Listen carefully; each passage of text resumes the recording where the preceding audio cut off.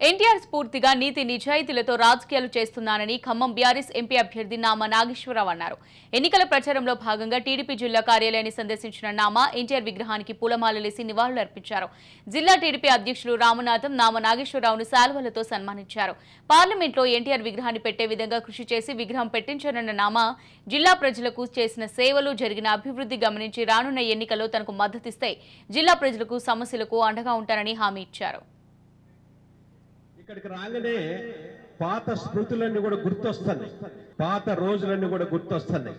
మనసు ఏ విధంగానైతే పాత రోజులు ఇక్కడికి వచ్చినప్పుడు దానికి తగ్గట్టుగా కొన్ని ఇక్కడ పెట్టినటువంటి ఇవన్నీ చూస్తే ఇదంతా కూడా ఒక చరిత్ర.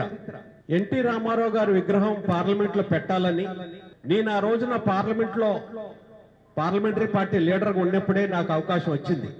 ఆ మహానుభావుడి విగ్రహాన్ని పార్లమెంట్ లో పెట్టించినటువంటి అవకాశం నాకు రావటం ఆ రోజున జన్మధన్యం అయిపోయింది.